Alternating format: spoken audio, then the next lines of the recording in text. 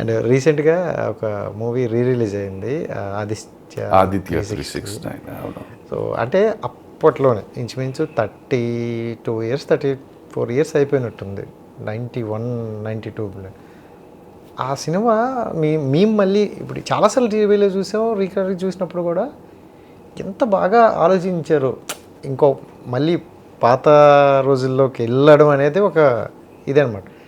So మాకైతే అనిపించింది sir. మీకు ఇప్పుడు మీరు ఎప్పుడైనా తర్వాత చూసుకున్నారు సార్ అని? అవి ఇప్పుడు మీరు ఇక్కడ మీరు ఆదిత్య 369 గురించి ఎందుకండి, మీరు మాయాబజార్లో చూస్తుంటే సత్యపీఠం ఉంది కదండి. అమ్మో, మరి వాళ్ళు ఎంతలాగా ఇచ్చారు. కరెక్ట్. ఏదైనా అండి ఇప్పుడు ఏ మనిషికైనా ఒకటి ఉందండి, వాళ్ళ మనసుకి నచ్చేసింది అది మళ్ళీ మళ్ళీ చూస్తుంటే చాలా నచ్చుతుంది. సో అలాంటి వీటిలోనే ఈ సినిమాలు ఇవన్నీ. మీ లైఫ్ జర్నీలో మీరు అలా అనుకునే సినిమాల్లో కొన్ని సినిమాలు చెప్పండి సార్. అన్నీ సార్ గట్టిగా చెప్పాలంటే నా ఫస్ట్ సినిమా అండి శుభలేఖ. దాని గురించి అసలు చెప్తున్నాను నాకు, బికాస్ నన్ను ఈ ప్రపంచానికి పరిచయం చేసిన సినిమా అది.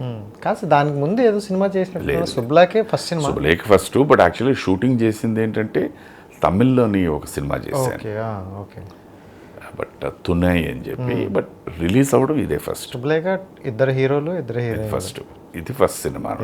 సో డెఫినెట్గా ఆ సినిమా ఏ మనిషికైనా అండి, నాకే కాదు, ఒక నటుడిగా అనే కాదు, ఒక దర్శకుడుగా అని కాదు, ఒక నిర్మాతగా అని కాదు, ఒక సంగీత దర్శకుడు అని కాదు, ఒక రచయితని కాదు, ఎవరికైనా successful films are all very happy films అండి. అండ్ ప్రతి సినిమా సక్సెస్ అవ్వాలనే ప్రయత్నిస్తాం, ఆ దృష్టితోనే అందరూ పనిచేస్తారు. కొన్ని వర్కౌట్ అవుతాయి, కొన్ని వర్కౌట్ అవ్వవు. వర్కౌట్ అయినప్పుడు చాలా హ్యాపీగా ఉంటారు. అది వర్కౌట్ అవునప్పుడు ఎందుకు వర్కౌట్ అవ్వలేదని దాన్ని విశ్లేషించుకుంటాం, దాన్ని కరెక్ట్ చేయడానికి ట్రై చేస్తూ ఉంటాం. ఇప్పుడు చాలా కారణాలు ఉంటాయి, ఒక సినిమా ఆడకపోవడానికి చాలా కారణాలు ఉంటాయి అనమాట. అది ఆ దాంట్లోని మనకు తెలిసి కొన్ని కారణాలు ఉండొచ్చు, ఒక్కొక్కసారి మనకు తెలియని కారణాలు ఉండొచ్చు. అది సో ఆ దీంట్లో మనం తెలియని వాటికి మనం ఏం చేయలేము. తెలిసిన వాటిని నెక్స్ట్ టైం అది కరెక్ట్ చేసుకోవడానికి ట్రై చేస్తాం, అంతే. అది ఇప్పుడు శుభలేఖలో చిరంజీవి గారు మీరు. అవునండి, అవును, చిరంజీవి గారు, సుమలత గారు. సో మీది మీ కపుల్. నేను తులసి గారు. అప్పటికి చిరంజీవి గారు అప్పటికి వాజ్ ఆల్రెడీ రైజింగ్ స్టార్.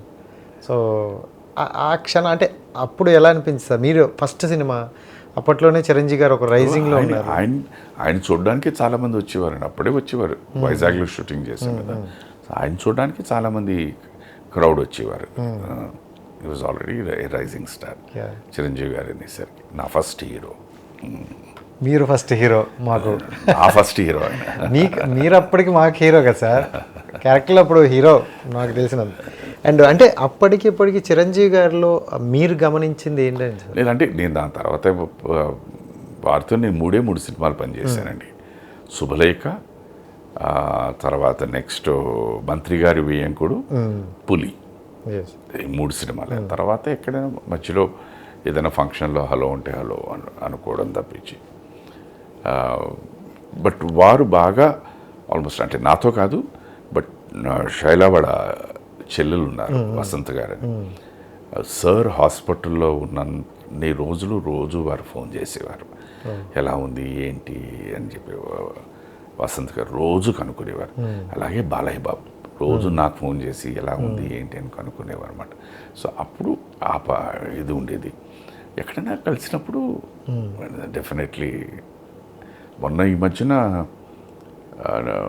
నేను విశ్వంభరలో మళ్ళీ ఒక వేషం చేశాను అనమాట. సో నేను వెళ్ళి ఎందుకో అన్నపూర్ణ స్టూడియోస్లో డబ్బింగ్ చెప్పడానికి వెళ్ళాను. వారు ఉన్నారని తెలిస్తే వెళ్ళి కలవడానికి వెళ్ళాను అనమాట. సో నైస్, ఆయన అదే సీన్ చూశాను, బాగుంది.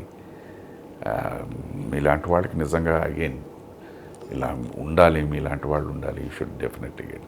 So very happy. విశ్వంభర ఎలా ఉండబోతుంది సార్? అంటే చాలా మంది స్పెక్టాక్యులర్ ఫిలిం అండి, డెఫినెట్గా ఆకర్షింపబడే సినిమా అవుతుంది.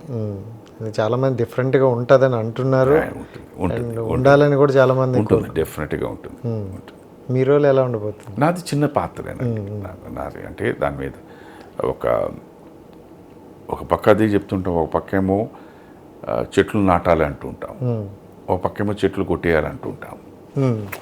అంటే విస్తరిస్తున్న ఈ ప్రదేశాల దీంట్లోనే మనం కొట్టేస్తున్నాం, అవును. కొండలను కొట్టేస్తున్నాం. దాని గురించి ఫైట్ చేసే ఒక ఎన్జిఓ, దాని మించి జరిగే ఒక ఇదనమాట. So cute role. It's a small role, it's a small role, but Balayya గారితో మొత్తం ఎన్ని సినిమాలు సార్?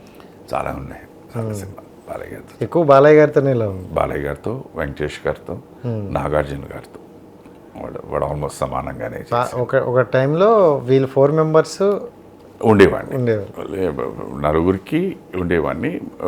బట్ వీళ్ళకి ఏంటంటే ఐదర్ ఫ్రెండ్ అనో లేకపోతే బావనో ఏదో ఎక్కువగా ఉండేది వీళ్ళ ముగ్గురికి. సో బాలయ్య గారు అప్పటి నుండి ఇప్పటి వరకు కూడా అదే చిన్న పిల్లడి మనస్తత్వం అండి. Is a very open person. మీకు చాలా స్పేస్ ఇస్తారు, దాన్ని ఆ స్పేస్ని మీరు ఎంత జాగ్రత్తగా కాపాడుకుంటారో మీ చేతిలో ఉంది. అంతే. అది కూడా మీకే ఇచ్చేస్తారు అవతల వారికి. Is a very nice person, very nice person. అందరూ మంచివాళ్ళేనండి. సి, మన ఇద్దరమే ఉన్నాం అనుకుందాం, రాజేష్ గారు. నేను మిమ్మల్ని గిల్లాను అనుకోండి, ఒకసారి భరిస్తారు. 2సారి గిల్లాను అనుకోండి, ఇదే వద్దు అంటారు. 3సారి గిల్లాను అనుకోండి, నొప్పిటి ఏంటంటే ఏం చేస్తారు మీరు? తిడతారు లేకపోతే కొడతారు. ఓకే. సో మొదటిసారి నేను గిల్లినందుకు నేను స్వేచ్ఛ ఇచ్చారని చెప్పి 2సారి 3సారి గిల్లకూడదు కదా. అవును. అది మనం అర్థం చేసుకోవాలి. 2-3 సార్లు గిల్లితే ఎలా ఉంటుందో అర్థం. అది మనం అందుకని అది మనం అర్థం చేసుకోవాలి. వాళ్ళంత దీంట్లో ఉండి మనకు అంత స్పేస్ ఇస్తున్నప్పుడు దాన్ని కాపాడుకోవాల్సిన బాధ్యత మనది, వాళ్ళది కాదు.